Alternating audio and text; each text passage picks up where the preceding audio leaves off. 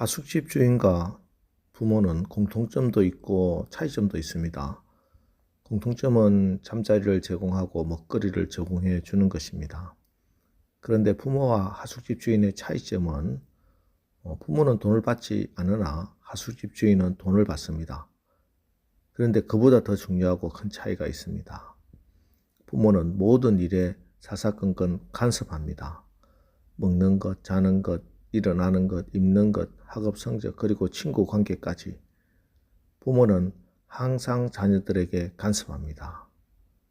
그런데 하숙집 주인은 간섭하지 않죠. 만약 간섭하게 되면 다른 집으로 짐을 싸들고 가버릴 겁니다.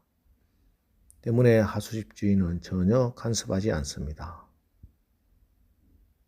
하나님은 우리 아버지이십니다. 때문에 우리에게 필요한 일용할 양식을 주시고 우리를 보호하시고 지켜주시지만 또 우리 인생에 일일이 간섭하십니다. 만약 하나님이 우리 인생에 간섭하지 않는다면 그때가 우리 인생의 가장 심각한 위기입니다. 하나님께서 이미 우리를 포기하셨거나 아니면 원래 그 사람이 하나님의 자녀가 아니었다는 증거가 됩니다. 하나님께서 남유다 백성들에게 선지자를 보내시고 여러 가지로 간섭하시고 경고하십니다.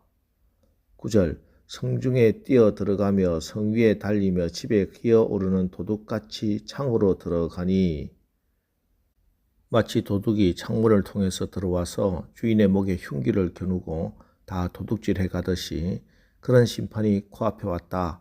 계속해서 경고하십니다. 그런데 왜 이렇게 하나님은 자꾸 경고하시는가? 하나님의 본심 그 진짜 마음은 유다 백성이 또 오늘 우리가 하나님의 심판을 받는 것 자체가 아닙니다. 정말 하나님의 본래 의도가 심판에 있다면 이렇게 선지자를 보내서 경고하지도 않을 겁니다. 그냥 심판하시면 그뿐입니다. 하지만 하나님이 이렇게 계속 심판을 경고하시고 계속 말씀하시는 이유는 12절 13절을 보십시오.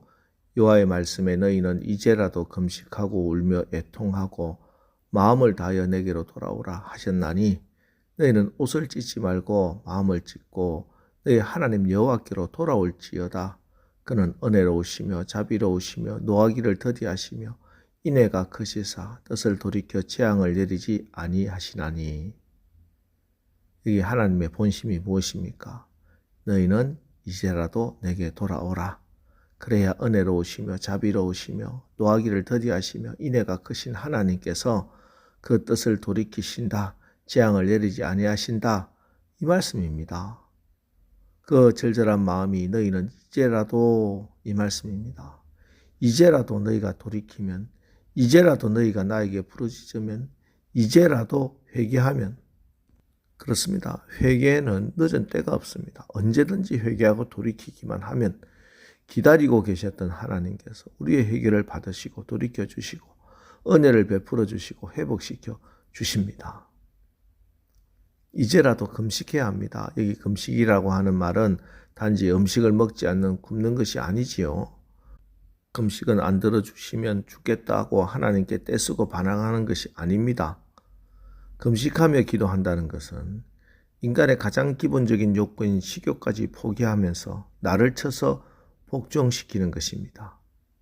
그런데 금식하는 사람들이 나를 쳐서 복종시키는 것이 아니라 내가 절대로 포기하지 못할 것 한 손에 움켜쥐고 나는 이걸 절대 포기하지 못하겠습니다 하는 것, 이건 금식이 아니죠. 금식은 나의 욕망, 나의 죄된 본성을, 나의 세상적인 경험들을 끊어내는 겁니다. 한 손은 하나님 붙들고 한 손은 세상 붙들고 한 손은 말씀 붙들고 한 손은 나의 욕심을 붙들고 살지 말고 나의 욕심을 붙들고 있던 것, 세상을 붙들고 있던 그것을 잘라내고 굴려버려라. 형식적으로 겉으로만 말고 진짜 너희 마음의 중심이 온전히 예수님 한 분만을 붙들어라. 옷을 찢는 그런 종교적인 퍼포먼스 하지 말고 마음을 찢고 돌아오라. 마음의 할례를 행하라. 그렇게 말씀하고 계십니다. 당시 유다 백성들의 제사는 형식적으로 볼 때 아무런 문제가 없었습니다. 훌륭했습니다.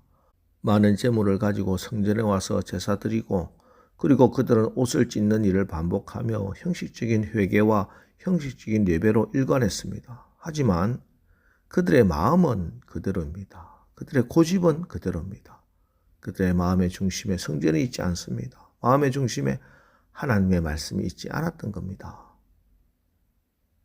하나님은 우리의 모든 것을 가질 수도 있고 또 모든 것 다 줄 수도 있는 분입니다. 그런데 단 하나 우리 하나님이 가질 수 없는, 가지어 가시지 않는 것이 있습니다. 바로 우리의 마음입니다. 우리의 마음만큼은 우리 하나님이 우리에게 주셨습니다. 그리고 우리가 우리의 이 마음을 하나님께 드리는 것을 가장 기뻐하시고 우리의 마음을 사탄에게 빼앗기는 것 가장 슬퍼하십니다. 그렇습니다. 하나님이 우리에게 원하시는 것은 다른 어떤 것도 아닌 우리의 마음입니다. 그래서 마음을 찢으라고, 마음의 중심을 나에게 바치라고 오늘 그렇게 말씀하고 있는 것입니다. 여러분, 마음을 찢어야 합니다. 마음이 주님께 돌아가야 합니다. 그러면 우리 하나님은 기뻐하십니다. 우리가 하나님의 기쁨이 됩니다. 그래서 인생의 모든 것이 회복됩니다. 잃어버린 것, 망가진 것, 무너진 것 다시 찾고 고치고 세워주십니다. 어떻게? 우리 하나님이 우리에게 주실 수 있는 최고의 것을 주심으로. 마태복음 7장 9절로 11절 너희 중에 누가 아들이 떡을 달라 하는데 돌을 주며 생선을 달라 하는데 뱀을 줄 사람이 있겠느냐? 너희가 악한 자라도 좋은 것으로 자식에게 줄 알거든 하물며 하늘에 계신 너희 아버지께서 구하는 자에게 좋은 것으로 주시지 않겠느냐? 우리 하나님 아버지께서 자녀에게 좋은 것 주신다는 겁니다. 이 좋은 것이 무엇인가? 동일한 본문 누가복음 11장 11절로 13절 너희 중에 아버지 된 자로서 누가 아들이 생선을 달라 하는데 생선 대신에 뱀을 주며 알을 달라 하는데 정갈을 주겠느냐? 너희가 악할지라도 좋은 것을 자식에게 줄 알거든 하물며 너희 하늘 아버지께서 구하는 자에게 성령을 주시지 않겠느냐 하시니라. 예, 가장 좋은 것 성령님이십니다. 그래서 오늘 말씀 28절에도 그 후에 내가 내 영을 만민에게 부어 주리니 너희 자녀들이 장래 일을 말할 것이며 너희 늙은이는 꿈을 꾸며 너희 젊은이는 이상을 볼 것이며. 그리고 이렇게 성령을 받은 자들에게 주시는 궁극적인 축복이 무엇인가? 32절 누구든지 여호와의 이름을 부르는 자는 구원을 얻으리니 이는 나 여호와의 말대로 시온산과 예루살렘에서 피할 자가 있을 것이며 남은 자 중에 나 여호와의 부름을 받을 자가 있을 것임이니라. 오늘 새벽 우리 참된 금식으로 세상의 모든 즐거움, 세상의 모든 자랑, 욕심 다 끊어내고 마음을 찢으며 기도합시다. 마음의 중심을 하나님께 드립시다. 그래서 하나님이 주시는 성령으로 충만하고 성령의 다스림을 받아서 오늘 우리 가운데 구원의 역사, 회복의 역사를 체험하고 하나님을 자랑하고 간증하는 하루가 되시기를 주님의 이름으로 축원합니다.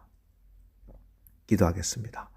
하나님, 오늘 우리에게 계속 경고하시는 것은 우리가 이제라도 지금이라도 돌이키기만 하면 기다리고 계셨던 하나님께서 우리의 회개를 받으시고 돌이켜 주시고 은혜를 베풀어 주시고 회복시켜 주시고자 하는 하나님의 본심을 깨달았습니다. 이제 우리가 금식하고 마음을 찢으며 기도해서 하나님이 우리에게 기뻐하심으로 주시는 그 성령으로 충만하고 성령의 다스림을 지배를 받아서 오늘 하루도 승리하게 하옵소서. 구원의 역사, 생명의 역사들이 오늘 우리의 삶 속에 역사하여 은혜로우시며 자비로우시며 노하기를 더디하시며 인애가 크신 하나님을 자랑하고 간증하게 하옵소서. 예수님의 이름으로 기도합니다. 아멘. 자, 이제 오늘 말씀을 붙들고 주여 오늘 하루도 우리의 마음의 중심이 하나님께 나가 성령 충만함으로 하나님의 은혜와 자비와 인애를 간증하는 하루를 살게 하옵소서. 우리 합심해서 기도하고 나가겠습니다. 우리 기도하겠습니다.